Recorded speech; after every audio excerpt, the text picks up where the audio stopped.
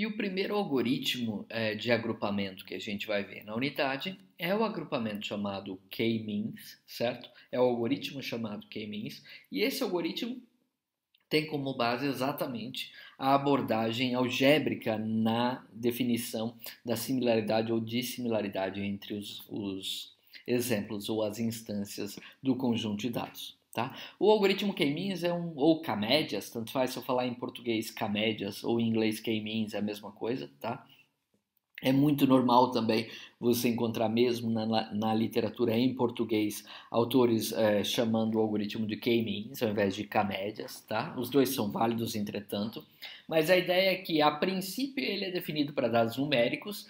Se a gente tiver dados nominais, como a gente viu na transparência anterior, no slide anterior, dá para adaptá-lo usando a medida de Simple Matching Approach aí. Quer dizer, dentro da distância euclidiana, você subtrai se forem iguais a distância 1, aliás, a distância 0, se forem iguais, se forem diferentes a distância 1, tá? Que é o que a gente fez para o KNN. Mas, considerando inicialmente que os dados são numéricos, você tem 4 passos a seguir, na verdade, que são bem simples. Primeiro, você define aleatoriamente o número K de centroides, e centroides, para mim, na verdade, são centros dos grupos que eu quero trabalhar. Então, o K-means, ele assim como o KNN, a gente tinha que definir qual é o número K de vizinhos mais próximos, aqui a gente tem que definir qual é o número K de grupos que eu quero. Tá? Então, uma vez que eu defini, por exemplo, que quero 2 grupos, então meu K é igual a 2, eu vou criar 2 centroides. Se eu quiser trabalhar com 3 grupos, eu crio 3 centroides. E percebam que eu defino aleatoriamente esses centroides, ou seja, eu chuto aleatoriamente 3 valores para serem os centros dos 3 grupos ou dos K grupos que eu vou trabalhar, certo? Depois disso, para cada uma das instâncias que eu tenho no conjunto de treinamento, eu determino qual é o centroide mais próximo.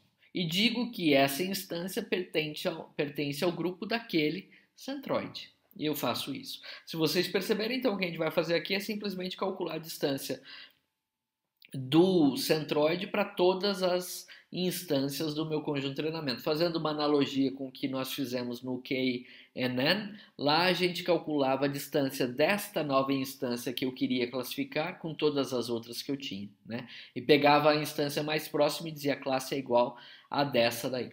Aqui no KNN eu vou calcular para cada centroide, já vamos ver isso no gráfico, vai ficar mais fácil de entender. Tá? Depois eu redefino os centroides com base nos grupos que eu aloquei e repito esses passos 2 e 3 até que eu tenha convergência. Graficamente falando, vamos imaginar o seguinte: imagine que você tem aqui esse conjunto de dados, todos eles são da classe vermelho, você não sabe se tem classes diferentes ou não, e suponha que eu iniciei e chutei, olha, aqui vai ser o centro do meu grupo 1, aqui vai ser o centro do meu grupo 2 e aqui vai ser o centro do meu grupo 3. Percebam aqui que, primeira coisa, eu defini que eu quero 3 grupos, então que o meu K é igual a 3. E eu poderia ter definido esse K para qualquer outro valor que eu quisesse. Tá? Então foi uma definição que eu passei, eu quero 3 grupos aqui. Segunda coisa, por que é que o centroide do K1 está aqui? Porque eu chutei ele aí. Por que é que o centroide do K2 está aqui? Porque eu chutei ele aí. E por que é que o centroide do K3 está aqui? Porque eu chutei ele aqui. Vocês vão ver que apesar do algoritmo K-means não definir como é que são esses centros, aí como é que você tem que chutar ou inicializar esse centro, tem algumas estratégias legais da gente utilizar.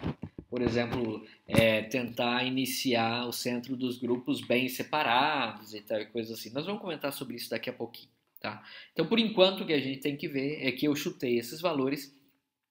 E agora o que eu tenho que fazer é calcular a distância de todas as minhas instâncias que eu tenho aqui. Então, se vocês olharem, eu pego e calculo qual a distância desta instância para este centro, a distância deste cara para este centro e a distância deste cara para aquele centro. Se a gente estiver usando distância euclidiana, vocês vão ver que esse cara vai estar mais próximo desse. E faço isso para todas. Então, calculo a distância desse para os 3 centros, desse, de todo mundo. Uma vez que eu calculei a distância de todo mundo para os 3 centros aqui, os 3 Ks, eu vou ver quem ficou mais próximo de quem. Então eu vou dizer, por exemplo, que esses verdinhos aqui todos ficaram mais próximos do K1. Estes vermelhos aqui ficaram todos mais próximos do K2. E esses aqui estão meio por cor-de-rosa, ficaram todos mais próximos do K3. Tá? Então, eu digo que gerei os primeiros grupos. Fazem parte do grupo 1, onde o centro é o K1, todas as instâncias que antes eram vermelhas e agora estão mais próximas dele do que dos outros, e assim por diante. Fazendo isso, eu defini a primeira iteração, né?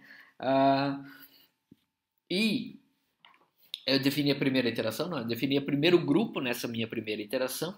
E agora, considerando só os itens que estão aqui formando o meu grupo verde, eu calculo qual é a média. Então eu pego qual é a média dos valores para o meu atributo 1 só para essas instâncias. Qual é a média dos meus valores para o atributo 2 só para essa instância. Qual é a média dos meus valores para o atributo 3, assim por diante, só para essas instâncias. E aí eu vejo que eu calculo o centro, ou que eu movo o centro do meu grupo verde para qual seria o ponto médio de todas as instâncias que fazem parte desse meu grupo. Faço a mesma coisa para estes caras aqui, calculo a média deles e movo o centro para cá, calculo a média destes caras e movo o centro para o ponto médio deles, certo? E é por isso que o nome do algoritmo é K-médias, porque eu tenho K grupos e eu atualizo o centro desses grupos com base na média das instâncias pertencentes a cada grupo.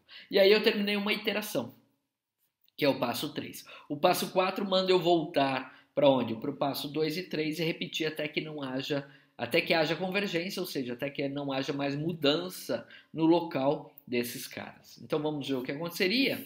No meu passo 4, agora que eu redefini, então o centro do K1 passou para cá, do K3 para cá e do K2 para cá, eu refaço o cálculo das distâncias. E aí eu pergunto quais são as instâncias que trocam de grupo. Se vocês perceberem, essas instâncias aqui, essa instância, esta e esta, trocaram, aliás, essas três, desculpem, trocaram de grupos. Então, inicialmente, essa aqui era verde, percebam, e ela vai passar a ser o quê? Do meu grupo vermelho aqui, tá? Esta daqui, ela era salmão, aqui dessa meio cor de rosa, certo? E ela vai passar a ser verde, se vocês olharem. Desculpe, ela não foi para lá verde, mas ela tinha que passar a ser verde. E esta outra aqui, que era vermelha, vai passar a ser salmão, certo? Então ela mudou de cor. E esses caras todos mudaram. Então aqui eu fiquei um, aqui eu fiquei o outro e ali eu fiquei o próximo grupo.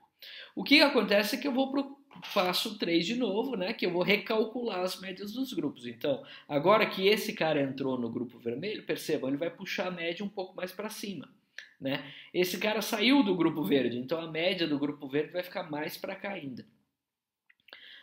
E assim por diante. E esse cara vai ter, com a aproximação desses, ele vai ter a média mudada. O que acontece então é que eu calculo esses caras, então os centros reposicionados agora, faço o cálculo de quem está mais próximo de novo. Até chegar num ponto que na verdade vai ser esse ponto aqui, em que se eu calcular as distâncias, ninguém mais muda de grupo. Então os vermelhinhos vão estar mais próximos do K2 sempre, os verdes vão estar mais próximos do K1 sempre, e os salmão aqui vão estar mais próximos do K3 sempre. Quando isso acontecer, eu digo, olha, então agora não preciso recalcular as médias porque não houve troca de elementos nos grupos e eu cheguei no ponto em que eu chamo de ponto de convergência. Nesse ponto, então, eu termino e digo então que esse nosso resultado que foi feito aqui, ele agrupa estas instâncias no grupo 1, estas instâncias no grupo 2 e estas outras instâncias no grupo 3, tá? Características aí que a gente tem desse algoritmo são o seguinte: é fácil perceber que o resultado do agrupamento pode variar dependendo dos centroides que eu escolhi no início, né? Então, se eu escolher, por exemplo, os centroides muito juntos ou os três centros iguais, isso vai ser um problema na hora de separar as instâncias nos grupos. Bom, outra coisa que pode acontecer, ele pode ficar preso em máximo local. Ou seja, ele pode não mudar mais, mas de novo, por influência da nossa escolha inicial dos centroides, tá? Por conta disso, o que a gente faz na maioria das vezes é repetir esse processo. Se eu quero tentar ver grupos mais precisos, eu posso repetir esse processo N vezes, tá? Tem muita gente que repete isso 10 vezes, com 10 inícios aleatórios dos centroides, e aí considero a média, né? Então, nessas 10 vezes, a instância 1 apareceu mais vezes no grupo 1 ou no grupo 2? Ah, no grupo 1, então eu digo que ela é do grupo 1 e assim por diante, tá? Ou ainda posso fazer uma outra coisa que é bem comum, que é escolher, na verdade, os centroides inicialmente o mais separados possíveis. Então, pego 3 pontos ou 2 pontos que são bem distantes no meu espaço, e aí eu tenho uma chance grande de que esses grupos não acabem não ficando muito próximos um do outro, não fiquem se confundindo e tal. Tá? Então, essas são características ou na verdade, formas de você trabalhar o problema aí dos centroides iniciais serem escolhidos ao acaso.